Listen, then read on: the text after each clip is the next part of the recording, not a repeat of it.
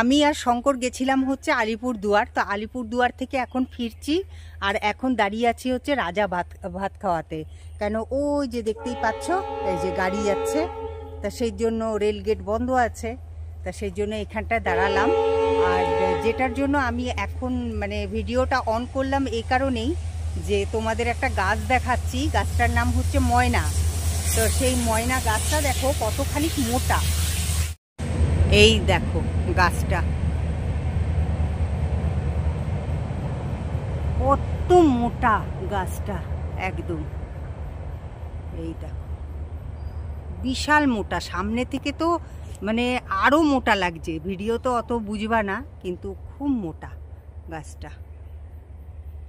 তা ওই যে ওইদিকে চলে গেছে গাড়ি, তা এখন আমরা রওনা দিই, রেলগেট খুলে যাবে এখন।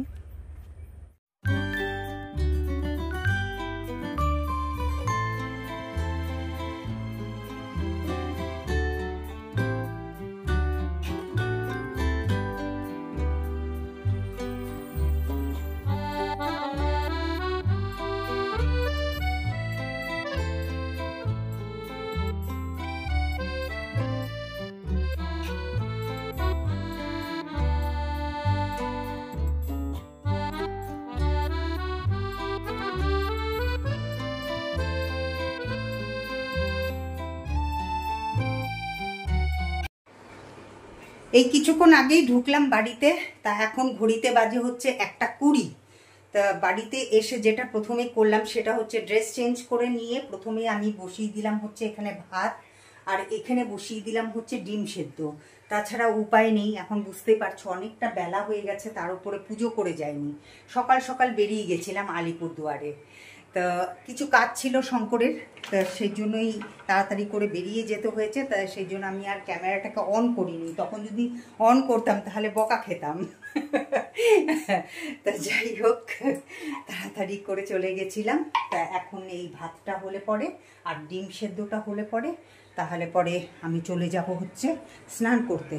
স্নান করে পুজো টুজো করে তারপরে খাওয়া দাওয়া করব, ঠিক আছে? তাহলে দেখা হচ্ছে পরে, আমি পুজো করে নিই তারপরে। এখন ঘড়িতে বাজে 4:45। তা আমার চা রেডি হয়ে গেছে, এই যে দেখতেই পাচ্ছ। আর ওইদিকে শঙ্কর একটু বিশ্রাম নিচ্ছে, তা শঙ্করকে এখনই ডাকবো, তা আমরা দুজনে মিলে এখন চা খাবো। তা দুপুরের খাওয়াটা তো রেডি করতে পারিনি। শঙ্কর ওঠো, হ্যাঁ ওঠো ওঠো ওঠো। তা দুপুরের খাবারটা মানে এত খিদে পেয়ে গেছিলো, যার জন্য কি বলতো, পুজো করে বুঝতেই পারছো, এসে পুজো করলাম, রান্না করলাম, তারপরে স্নান টান করতে, এই সব করতে করতে অনেকটা দেরি হয়ে গেছিলো, যার জন্য আর শেয়ার করিনি। তাড়াতাড়ি করে খেয়ে নিয়েছি। তা ভাবলাম যে না, এখন তো চা করছি, তাহলে এখন ভিডিওটা অন করা উচিত। তা এখন চা খাবো দুজনে মিলে, তার সাথে থাকো আর দেখতে থাকো আমার ব্লগিং। দেখবে চা বা যে কোনো নেশার জিনিসই হোক না কেন, পান, এগুলো কি বলো তো, অনেকজন মিলে যদি খাওয়া যায় তাহলে পরে তার স্বাদ কিন্তু আলাদাই লাগে। দেখবে একা একা খাবে তার স্বাদ ঠিক বুঝতে পারবে না। তেমনি আমিও যখন একা একা খাই আমার কিন্তু ভালো লাগে না। আমার ভালো লাগে হচ্ছে শঙ্করের সাথে, তারপরে কখনো কখনো তো মাকেও দেখো, মাও আসে, তা মায়ের সাথে খেতে খুব ভালো লাগে। মানে তখন মনে হয় জানি মানে চাটা কোন ফাঁকে যে শেষ হয়ে যায় বুঝতেই পারি না, মনে হয় জানি আরেকটু চা হলে পরে ভালো হতো। তো ওই যে বেকারির বিস্কুট এত ভালো লাগে আমার যে খেতে খেতে আমি শেষই করে দিয়েছি। তা এখন আর বেকারির বিস্কুট নেই। তো আমি শঙ্করকে তাই বলছিলাম, শঙ্কর বলল যে এতগুলো বেকারির বিস্কুট গেল কোথায়? আমি বললাম সব আমার পেটেই গেছে, আর কোথায় যাবে বলো? একমাত্র তো আমিই আছি, মেয়ে তো নেই, আর মেয়ে থাকলেও এসব খায় না। ওকে যতক্ষণ হাতে ধরে না দেওয়া হবে ততক্ষণ ও খাবেই না। আর ওই তোমাদের মনে আছে কি না জানি না, আমি ডিম সেদ্ধ করে রেখে দিয়েছিলাম, তারপরে কি বলে জানি আলু কেটে রেখে দিয়েছিলাম, মশলা করে রেখে দিয়েছিলাম, কিন্তু শঙ্কর ডিম ডিম দিয়ে খালি ভাত খেয়েছিল। তো শঙ্করকে আমি বললাম যে শঙ্কর, মশলা তো করাই আছে, তুমি একটুখানি ডিমের ঝোলটা করে দাও না। তো শঙ্কর বলল ঠিক আছে। তা আমি সব ডিম ঠিম সেদ্ধ করে দিলাম। তো শঙ্কর এত সুন্দর করে মানে ডিমের ঝোলটাকে করেছে না, মানে ঝাল হয়েছে, কিন্তু আমি শিশাতেও আমি একদম কিন্তু মিথ্যে কথা বলছি না, যতটুকুন বলছি একদম সত্যি কথা বলছি। আজকে যে শঙ্কর ডিমের ঝোলটা করেছিল, মানে তোমরা যদি টেস্ট করতে পারতে তাহলে পরে বুঝতে পারতে যে ওই ডিমের ঝোলের কি টেস্ট হয়েছিল।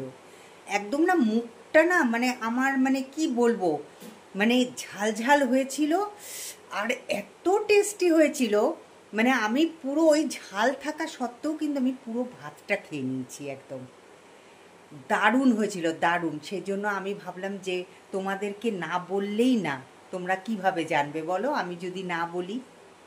তা যাই হোক, এখন শোয়ার পালা, এখন ঘড়িতে বাজে 11:15।